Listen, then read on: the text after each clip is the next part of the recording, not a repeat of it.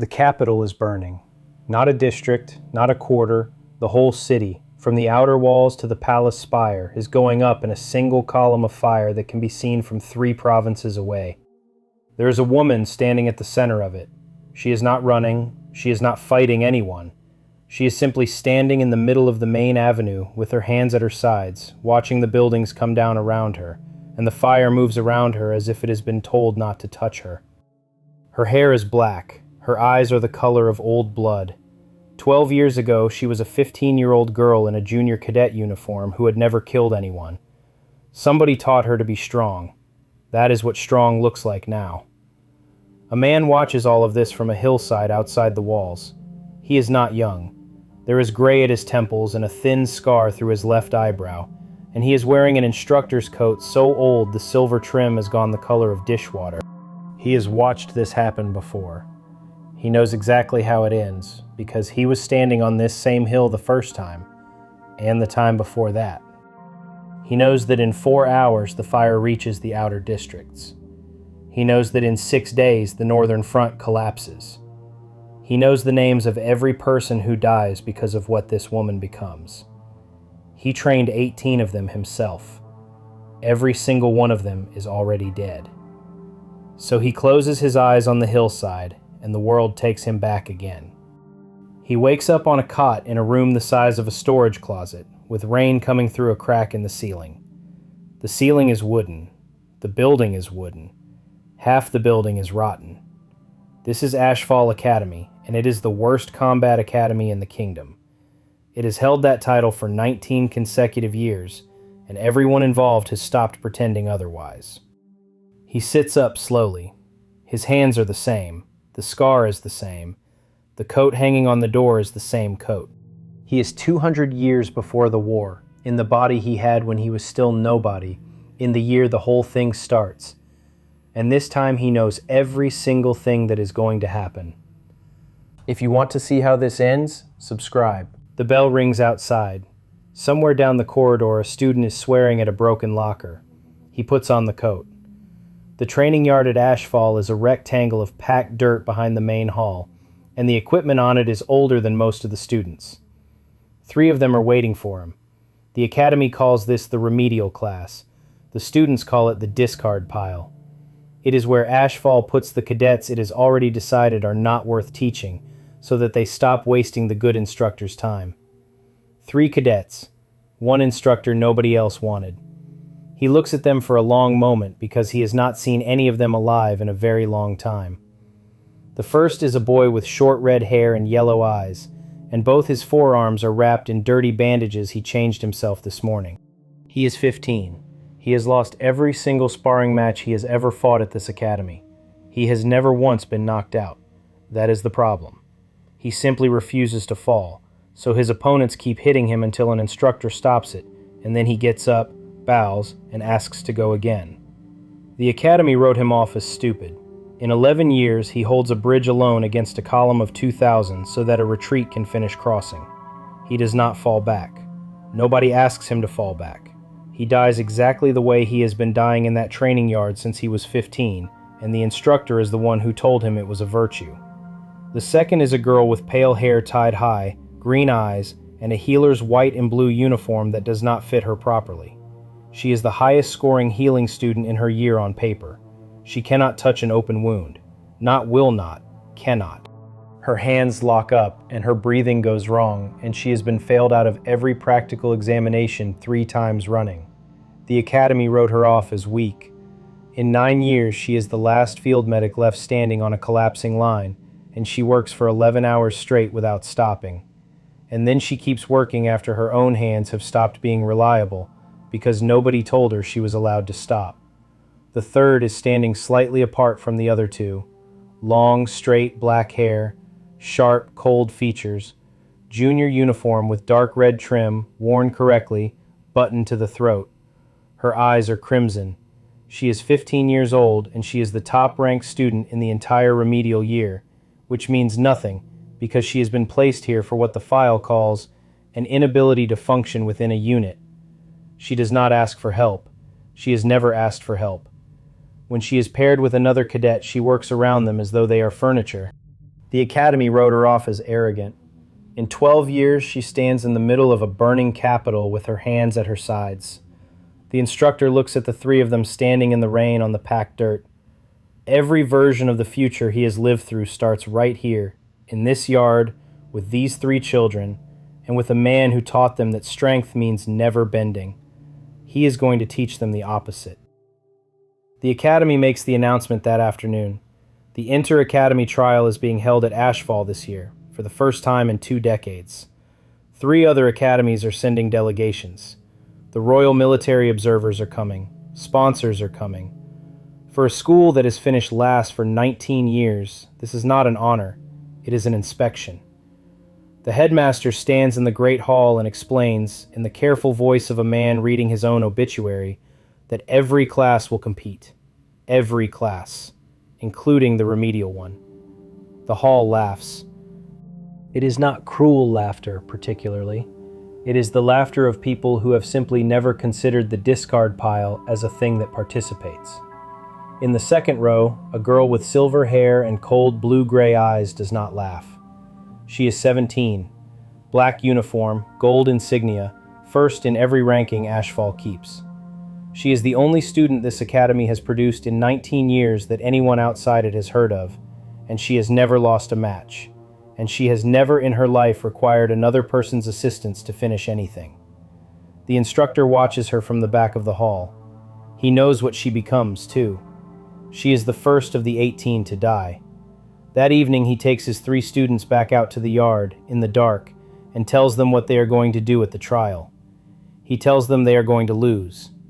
Not lose as in fail, lose as in choose it. He is going to teach each of them to walk into the moment where they break, on purpose, in front of 4 academies and the Royal Observers, and go down. The red-haired boy asks him to repeat it. He repeats it. The boy tells him that he has never quit a match in his life. He says it with pride, the way he has been taught to say it. The instructor tells him that is precisely why he is going to be dead before he is 30. The healer asks him, quietly, what the point of it is. He tells her the truth, or as much of it as she can carry. He tells her that everyone she is about to train beside is going to spend the next 10 years learning to be unbreakable, and that unbreakable things do not bend, they shatter, and that he has watched it happen to better people than any of them. He tells her that the strongest person he ever taught died alone because asking for help had never once been modeled to her as something a strong person does. He does not say the name. The girl with crimson eyes is standing 4 meters away with her arms folded, and she has not said a word. She speaks at the end. She asks him what makes him qualified to teach anyone anything, given that he is a remedial instructor at the worst academy in the kingdom. It is a fair question. It is delivered like a knife. He tells her that she is right, and that she should not trust him, and that she should watch what happens at the trial and decide for herself. Then he tells her one more thing. He tells her that in about 11 days, she is going to be in a position where she has to ask another person for help, and that when it happens, she is going to refuse, and that he is going to let her refuse, because she will not believe him until she has felt what it costs. She stares at him. He walks back inside and leaves the 3 of them standing in the dark. The remedial class does not fall apart that night, but it comes close. The red-haired boy does not sleep. He sits on the edge of his bunk in the dark until the bell, turning the same sentence over in his head, and by morning he has decided that the man is either mad or testing them, and that either way the answer is the same. He is not going to lose on purpose. Not in front of 4 academies. Not in front of anyone. He tells the instructor this at first light, standing in the yard with his fists closed. The instructor says, "Good." Then he tells him to get in the ring. What follows is the strangest training anyone at Ashfall has ever watched. The instructor does not teach him to strike. He does not teach him footwork or guard or distance. He teaches him to fall. He puts the boy in the ring and knocks him down, and before the boy can get back up, he tells him to stay there. 10 seconds. Then 20. Then a full minute, face in the dirt, while the instructor stands over him doing nothing at all. The boy shakes the whole time, not from pain, from the effort of not standing. Every instinct he has is screaming that a man on the ground is a man who has given up, and he has spent 15 years building his entire idea of himself on the opposite of that. On the fourth attempt, he gets up early, and the instructor knocks him down again. They do this for 3 hours. By the second day, the other classes have started coming to watch. They lean on the fence around the training yard and laugh, because from the outside, this looks exactly like what everybody already believed. The discard pile being beaten into the mud by the one instructor nobody else wanted. The boy hears them. His face goes red and he starts trying to get up faster. The instructor knocks him down harder. On the fifth day, something changes. The boy goes down and he stays down without shaking.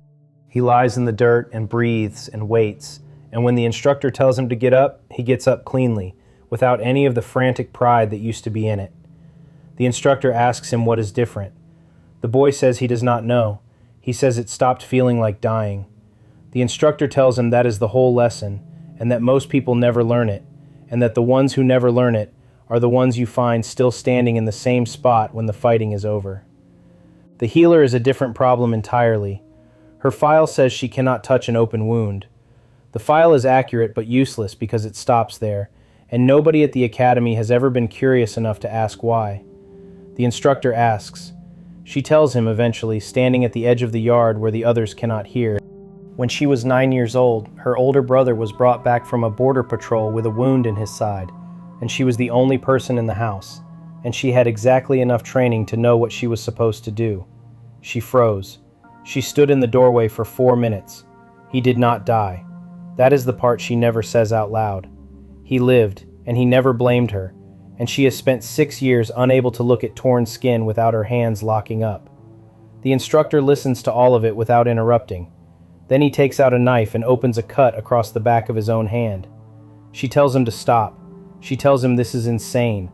She backs away 3 steps. He holds his hand out and tells her that he is not going to bleed to death from a cut like this, that nothing depends on her getting it right, that she can fail as many times as she wants, and the only consequence is that he will have to bandage it himself. She stands there for a long time. The first time she cannot do it. The second time she gets within a hand's width and stops. The third time she touches it. The healing light is weak and it goes out almost immediately, and the cut barely closes, and she starts crying with fury at how small it is. The instructor tells her it does not matter how small it was. He tells her the point was never the wound. The point was that she reached out while somebody was watching and did it badly, and nothing bad happened. The girl with crimson eyes does not train with them at all. She comes to the yard because attendance is compulsory. She stands at the edge with her arms folded and watches the red-haired boy get knocked into the mud, and she does not participate, and she does not comment. When the instructor calls her into the ring, she says no. She says it flatly, without insolence, the way you decline food you do not want. He does not force her. He does not threaten her with the disciplinary board. He simply says that the offer stands and goes back to the others. This continues for 6 days. What the instructor does not tell anyone is that he already knows exactly where she goes at night. She trains alone in the equipment store behind the east wing from 11 until the small hours, on a dirt floor with a single lamp. She is not lazy and she is not weak. She is better than every cadet in her year, and it is not close. She has simply worked out, somewhere very early, that a person who needs nobody can never be let down by anybody, and she has built the entire architecture of herself on top of that one load-bearing idea. The instructor stands outside the store one night and listens to her working, and does not go in, because he has met her before. He has met her at 27, in a burning capital, standing very still, and he knows exactly what happens to a person who spends 12 years being right about that. On the 7th day, Silver comes to the training yard. She does not lean on the fence with the others. She walks in through the gate, in a black uniform with gold insignia, and she waits with perfect patience until the instructor finishes what he is doing. Then she asks him a question. She asks whether it is true that he is teaching the remedial class to lose deliberately at the trial. He says yes. She asks him whether he understands that the observers are coming, that sponsorships are decided at the trial, that the futures of every cadet in the school are decided at the trial, and that a class throwing matches on purpose will end all 3 of those children before they have started. He says yes to that as well. Then she asks the real question, which is why. And the instructor, who has spent 6 days being careful with everyone, tells this 17-year-old girl the truth without decorating it. He tells her that he used to teach a different kind of student, 18 of them, the strongest anyone had seen in a generation. He tells her that he taught every one of them that the highest virtue was to hold the line, to never ask for relief, to never accept a hand. He tells her that all 18 of them are going to die, and that every single one of them will die alone, holding something they were never asked to hold. He tells her he knows exactly how this happens because he is the reason it happens. Silver stands there and looks at him. She tells him in a very level voice that this is the most elaborate excuse for failure she has ever heard, and that a man who cannot win teaching children that winning does not matter is the oldest story at any academy in the world. She is not being cruel. She genuinely believes it. He tells her she is right to think so, and that he is not asking her to believe him. Then he says one more thing, quietly, as she is turning to go. He tells her that when it gets bad, she is going to send everyone else back and hold the position herself, and that she will do it because she thinks she is the only one strong enough to be trusted with it. He tells her that she is going to be the first of them. She does not answer that. She walks out of the yard and does not look back. The trial opens 4 days later. 3 academies arrive in the morning. Their delegations come up the road in columns, in clean uniforms, with instructors who walk like men who have never once had to explain a losing record. The arena has been repaired for the first time in a decade. The banners are new. The observer's box is full of royal uniforms and men with money. Ashfall has spent 19 years being the joke of this event and has decided that this year, hosting it, they will at least be a well-presented one. The draw is read out at midday. The remedial class draws Valemore Academy in the opening round. Valemore has won the trial 11 times. Their opening round team is 3 second years who have not lost a competitive match between them in 2 seasons. The hall makes a noise when it is read out. Not laughter this time, something closer to embarrassment. The instructor does not react at all because he already knew. In the preparation room under the arena, the 3 of them wait. The healer is gray. The girl with crimson eyes is checking her equipment with total indifference. The red-haired boy is sitting very still with his bandaged forearms on his knees. The instructor kneels down in front of him and says one sentence. He tells him, "When it comes, go down and stay down and let them count." The boy says nothing for a moment. Then he says, "And if I can't?" And the instructor tells him the truth. He says, "Then I will have failed you exactly the way I failed the last one." The bell goes above them. The red-haired boy stands up and walks out into the light. The opening match of the inter-academy trial lasts 9 minutes and 40 seconds, and by the end of it, nobody in the arena is laughing at Ashfall's remedial class anymore. Not because they win. The Valemore cadet who walks out to meet the red-haired boy is a second year named Nothing That Matters, because in 11 years he will be a district quartermaster with 3 children and he will never fight anyone again. Right now he is 16, half a head taller, and he has been trained by an academy that has won this tournament 11 times. He is polite about it. He bows properly. He does not showboat. He simply expects the match to be over in under a minute because everyone in the building expects that, including the officials. The bell goes, and the boy from the discard pile does not do what the discard pile is supposed to do. He does not rush in swinging. He does not freeze. He steps off the line, takes the first exchange on his forearms, and moves. The bandages on those forearms are not decoration. He has been taking hits on them for 2 years, because nobody ever taught him to avoid anything, and the accidental result is that he has developed the most punishing guard of any 15-year-old in the kingdom. The Valemore cadet hits it 4 times in a row, and something in his expression changes. The crowd notices around the 90-second mark. It starts as confusion, a murmur running along the lower tiers. The remedial class is not supposed to still be standing at 90 seconds, and the boy is not merely standing, he is making a trained second-year work. At 2 minutes he lands his first clean strike, and the noise the arena makes is genuinely surprised. In the observer's box, one of the royal officers leans forward slightly and asks somebody a question. In the preparation tunnel, the instructor watches all of this with his arms folded and does not move. Beside him, the healer has both hands pressed over her mouth. Behind them, the girl with crimson eyes is watching the sand with an expression that is no longer indifferent, though she would not admit that to anyone. The instructor has seen this match before. He has seen this exact sequence, in a different arena, with a different boy who is now a name carved into a memorial nobody visits. He knows what happens at 4 minutes. He knows what happens at 6.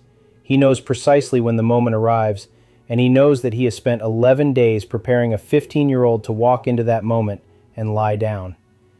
At 3 minutes and 10 seconds, everything the boy has been doing stops working. The Valemore cadet is not a genius, but he is properly trained, and properly trained fighters solve problems.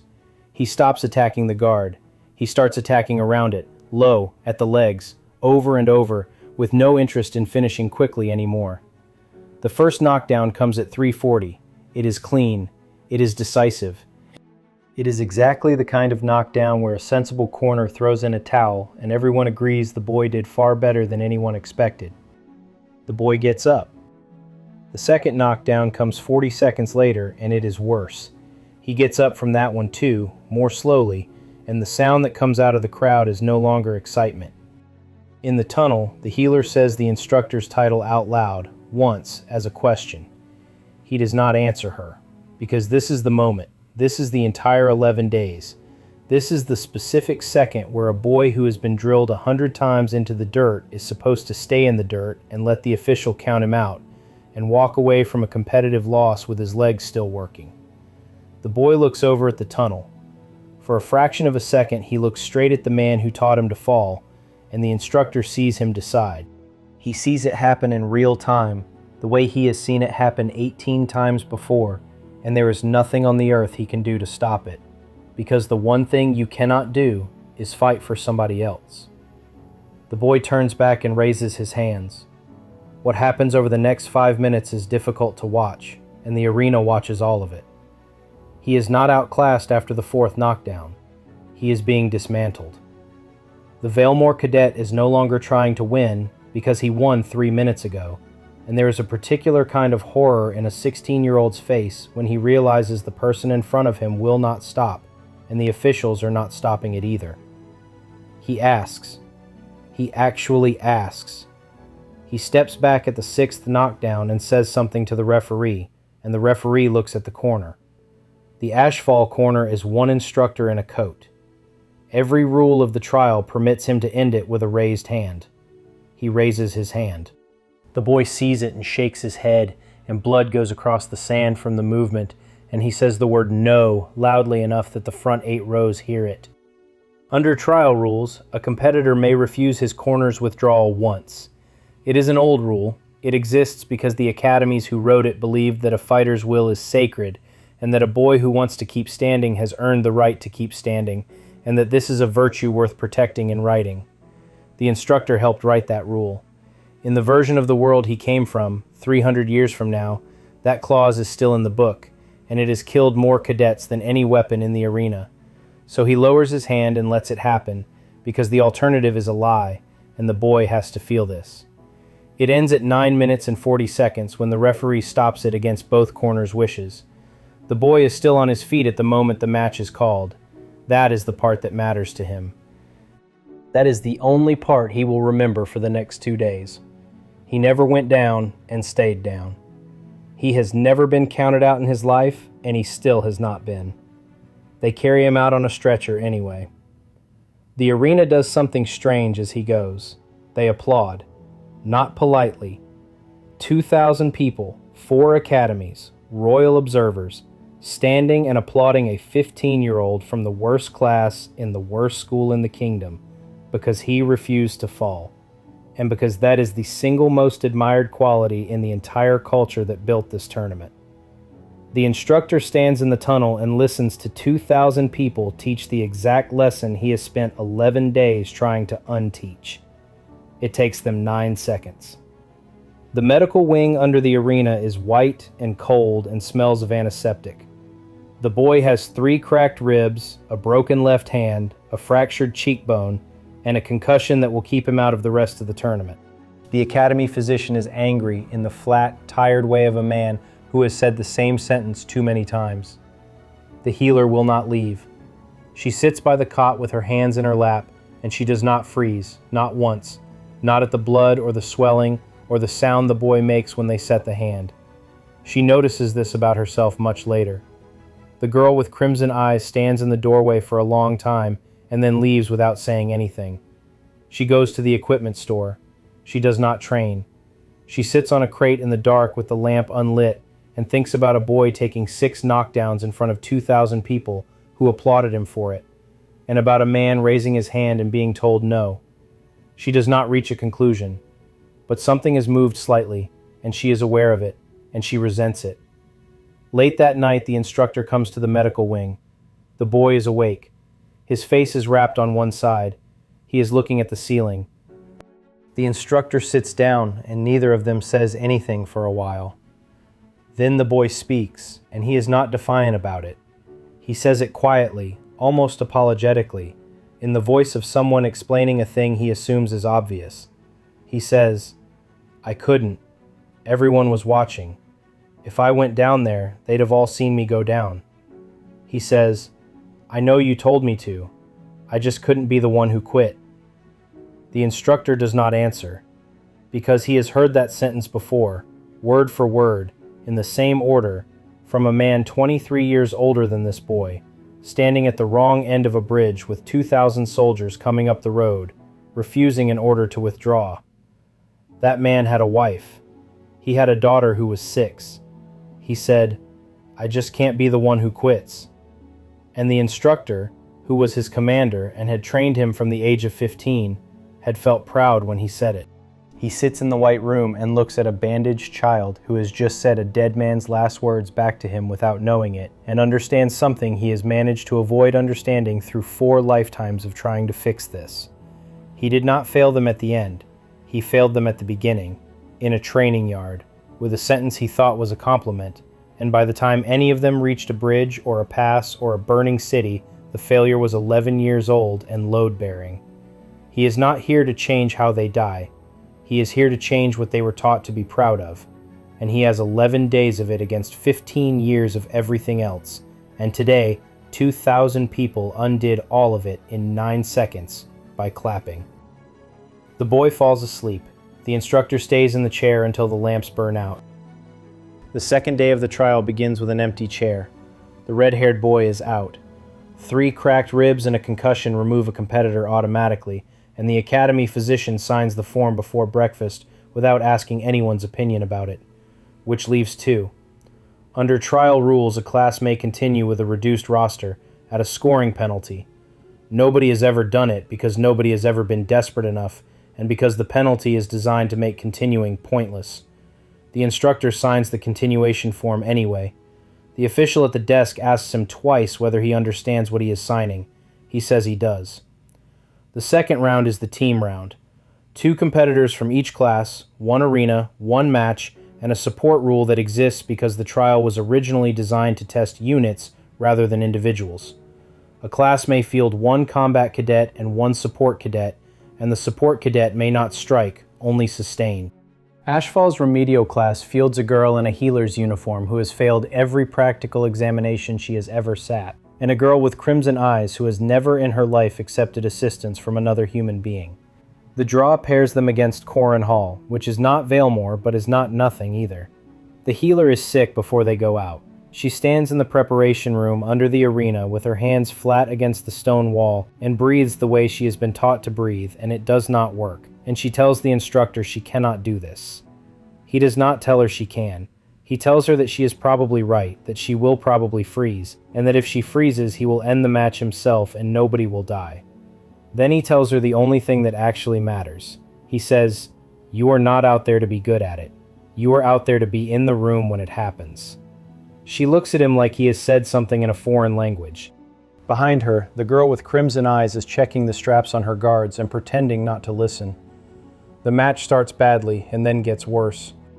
Corin Hall's combat cadet is fast, technical, and completely unbothered, and within 90 seconds it is obvious that the girl with crimson eyes is not going to be able to hold the center alone. She is good. She is very good.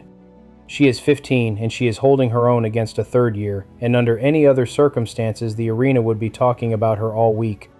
But the support rule exists for a reason. A combat cadet without sustain burns out, and everyone in the tiers can see her burning. Twice the healer's position lights up on the marker, meaning she is in range and permitted to act. Twice, nothing happens. In the tears, people start to notice. It is not cruel. It is worse than cruel. It is the particular embarrassed silence of 2,000 people watching a child stand completely still in a marked circle, while the person she is supposed to be helping gets slowly taken apart 9 meters away. The healer knows exactly what she looks like. She knows what the marker means. She knows the range. She has memorized every rule of the support role because memorizing things is the only part of this she has ever been able to do. Her hands are locked at her sides, and her breathing has gone wrong, and she is 9 years old in a doorway again. At 4 minutes, the girl with crimson eyes goes down. It is a clean strike and a legal one, taken across the shoulder and the upper arm, and she is on the sand with the arm not working and blood coming through the sleeve, and the official's count starts. Under the rules, a downed combat cadet may be sustained. That is the entire point of the support role. The marker on the healer's circle goes bright. She does not move. And then the girl with crimson eyes does something she has never done in her life. She turns her head from the sand, with one arm useless under her, and she looks at the healer. And she says a word. It is not a long word. It is not a speech. Everybody in the front tiers hears it, and nobody more than 20 meters away hears anything at all, and there is no recording of it, and the healer will remember the exact sound of it for the rest of her life. She says, "Please." The instructor, standing in the tunnel, closes his eyes for a second, because he told her 11 days ago that this was coming, and that she would refuse, and he was wrong. He was wrong by 4 days and 1 broken arm, and he has never in 4 lifetimes been so glad to be wrong about anything. The healer crosses 9 meters of sand. She does not remember doing it. She goes down on her knees beside a girl who has never asked her for anything, and there is an open wound on that arm, torn and bleeding, and exactly the thing that has locked her hands since she was 9 years old. Her hands lock. She looks at them. They are shaking. And the girl with the crimson eyes, lying in the sand with a broken arm in front of 2,000 people, does not tell her to hurry, and does not tell her she is useless, and does not look away. She just waits. That is all. She waits, and she keeps her eyes on the healer's face, and she does not make it worse. The healer puts her hands on the wound. The light that comes out of her is not impressive. It is thin and unsteady, and it goes out twice, and a qualified field medic would call it a poor job, and the arm is not fixed, only closed enough to stop the bleeding and dull the worst of it. The officials record it as a successful sustain, which under trial scoring is worth almost nothing. The two of them lose the match 40 seconds later. Corin Hall advances.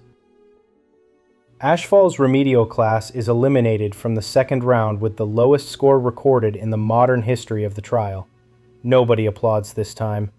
The arena has no idea what it just watched. The instructor knows exactly what it watched. He watched a girl who could not touch a wound, and a girl who could not ask for help, in public, on the record, at a cost, with nothing to gain from either of them. Both of those things are supposed to be impossible. He has the evidence of 4 lifetimes that both of those things are impossible. He stands in the tunnel and finds that he cannot entirely trust his own face. The final of the trial is held that evening, and Silver wins it. Of course she does. She goes through 3 opponents in under 12 minutes, and she does it without a support cadet, having formally declined the option in writing, which is permitted and almost never done. She stands in the center of the arena at the end with the royal observers on their feet, and there is not a mark on her, and she is entirely alone in the middle of 2,000 people cheering. The instructor watches her from the tunnel. She is 17. In 8 years, she is going to send an entire column back through a mountain pass and hold the entrance by herself so they can get clear. And she is going to do it because by then nobody will have ever shown her a version of strength that includes another person's hand. She looks over at him once, from the sand, across the whole arena. Neither of them says anything. Late that night, the girl with crimson eyes is in the equipment store with her arms strapped across her chest. She is not training. She cannot train. She is sitting on a crate in the dark, and she is furious, and she does not entirely know what she is furious about. She said, "Please." in front of 2,000 people, on the record, to a girl who had failed every examination she had ever taken. And the arm still does not work, and they lost anyway, and the whole thing was for nothing. Except that it was not nothing, and the fact that she cannot make herself believe it was nothing is precisely what she is furious about. The instructor does not come. He said he would let her refuse, and she did not refuse, and now he is deliberately staying away, because the one thing he cannot do is stand over this and explain it to her. She has to get there on her own, or it does not hold. So he sits in his own room instead, with the rain coming through the crack in the ceiling, and he lets a 15-year-old girl sit alone in the dark and work out what just happened to her. It is the hardest thing he does all week. The trial ends on a Sunday, and the reckoning starts on the Monday. Ashfall Academy is finished last again, which is not news. What is news is the manner of it. The lowest recorded score in the modern history of the tournament, achieved by a two-person roster that a member of staff signed into the second round on purpose, in writing, after being asked twice whether he understood what he was doing. 3 academies went home with sponsorships. Ashfall went to bed with a number that will be printed in the register for the next 50 years. The remedial class is summoned at 9 in the morning. The instructor goes alone. The headmaster's office has a long table in it, and this morning there are 7 people at the table, which is 6 more than usual. 2 royal observers in dark formal uniform, a representative of the trial board, 3 members of Ashfall's own faculty who have wanted the remedial program closed for 4 years and have finally been handed the argument. The headmaster sits at the end looking like a man attending his own disciplinary hearing, which, in a sense, he is. The instructor stands. The charge, when it is finally spoken aloud, is not misconduct. It is worse than misconduct. It is negligence. A competitor left the arena on a stretcher after refusing a withdrawal his corner had raised. Another was carried out with an arm that will take 2 months to come right. Neither of those things is against the rules, but both of them happened under the supervision of a man who, by his own instruction, had told at least one of them to lose deliberately. The trial board representative says the word deliberately 3 times in 4 sentences, and each time it lands harder. He asks the instructor whether he denies it. The instructor says no. One of the faculty members asks the question everyone in the room has been waiting for. He asks what a man could possibly be thinking, teaching cadets to lose, and the instructor tells them. He tells them, in a plain voice, in front of 2 royal officers, that combat academies across the kingdom have spent 2 centuries selecting for a single trait and calling it courage, that the trait is an inability to stop, that they test for it, reward it, write it into their rule books, and carve it onto their memorial walls. He tells them that the cadets who have this trait most strongly are the ones who get promoted fastest, given the hardest posts, and killed first. He tells them he has watched it happen to 18 of the best fighters this kingdom will ever produce. Somebody at the table asks him what he means by will. He does not answer that. The hearing lasts 90 minutes and produces a compromise, because hearings usually do. The remedial class is not disbanded, because disbanding it in the same month the trial was hosted here would look like an admission. It is placed under review. The instructor keeps his post under formal observation, which means any further incident ends him. The trial board representative makes a note in his register that Ashfall Academy has been formally cautioned. One of the royal observers says nothing at all during the entire proceeding. He watches the instructor's face for 90 minutes with an expression of mild, patient interest, and he writes exactly 1 line in a small book, and he does not share what it says. That man's name is going to matter a great deal later. The red-haired boy is discharged from the medical wing on the Wednesday, and he is not grateful about it. He has spent 4 days with nothing to do except reconstruct the match in his head, and somewhere around the 2nd day, the reconstruction turned on him. Because he did the thing. He stayed up. He did not quit. He did the exact thing he has believed about himself since he was 11 years old, in front of 2,000 people, and he was applauded for it.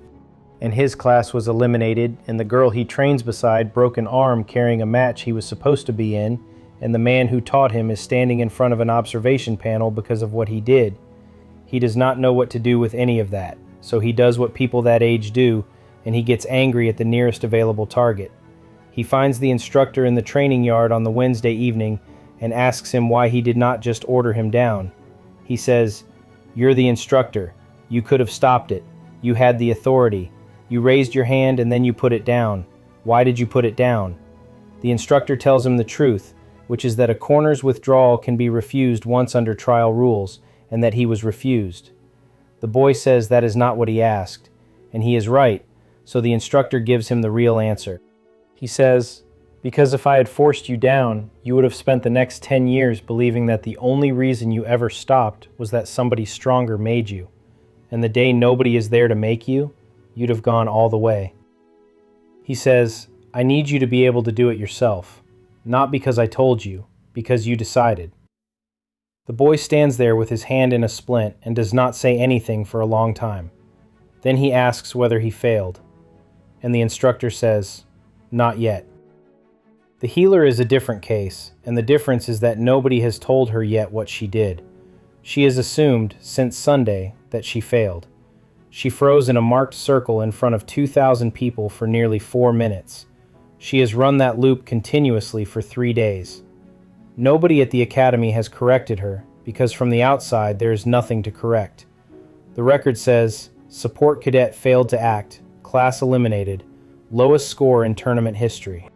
It is the girl with crimson eyes who eventually says something, and she does it in the least gracious way available to her.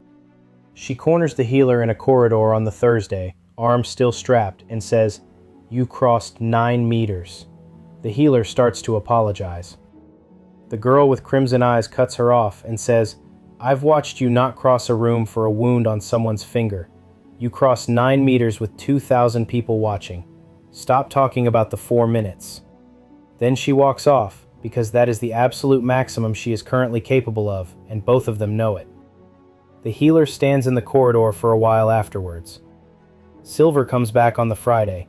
She does not come to the training yard this time. She finds him in the empty great hall in the evening, where he is stacking benches because the remedial class has also inherited the hall duties. She stands in the doorway for a moment before she speaks, which is unlike her. Then she asks him about the girl with crimson eyes. Specifically, she asks whether he told her to do it, whether the please was instructed, staged, part of the same doctrine he tried to sell in the training yard. He says no. He says he told her the opposite. He told her she would refuse. Silver says, "Then why did she do it?" And he says, "Because she wanted to live more than she wanted to be right about herself." Which is rarer than you think, and which is why she is going to be more dangerous than you. Silver does not like that answer. She tells him she has been thinking about what he said in the yard, about the pass and the column and holding the entrance alone. She tells him it is nonsense, obviously. A man cannot know a thing like that, but she says it the way people say things they have repeated to themselves several times without success. Then she asks him something she has clearly not planned to ask. She asks, "If I did that, if I sent them back and stayed, would that be wrong?" And the instructor puts the bench down and gives her the only honest answer he has. He says, "It wouldn't be wrong. It would be the bravest thing anyone in this kingdom would do that year. They'd carve your name into a wall for it." He says, "And every one of those people you sent back would spend the rest of their lives knowing they were only alive because you decided you were the one who was allowed to be spent." He says, "That's what it costs. Nobody ever tells you that part." Silver leaves without responding. She does not come back for 11 days. The girl with crimson eyes comes to him on the Saturday night, and she does not ease into it. She stands in the door of his room with her arms still strapped, and she says, "How did you know?" He asks her what she means, which is a stalling tactic and a poor one. She lists it. She says, "You told me 11 days before the trial that I would be in a position where I had to ask someone for help. Not that I might be, that I would." She says, "You told him to go down at the exact moment he would need to. You knew there was a moment." She says, "You told her she wasn't out there to be good at it. You knew she would freeze. You knew how long. You told her 4 minutes was survivable before it happened." She says, "You signed a continuation form for a 2-person roster before the draw was announced." Then she says, "And you looked at all three of us on the first day like you were seeing dead people." The instructor stands in a tiny wooden room with rain coming through the ceiling and understands that he has run out of road. He has done this 4 times. 4 lifetimes, 4 versions of these 11 days. And in every previous one, he was careful and quiet, and he never told anybody anything. And every single time, all 18 of them died anyway. Being careful has a perfect record of failure. The girl in the doorway is 15 years old and has an arm in a strap and has just laid out 5 separate pieces of evidence in the correct order without a single wasted word. And she is not going to accept a lie, and she is not going to go away. She says, "What are you?" And he thinks about the Capitol burning, and about a woman standing very still in the middle of it with her hands at her sides. And he decides, for the first time in 4 lifetimes, to answer the question.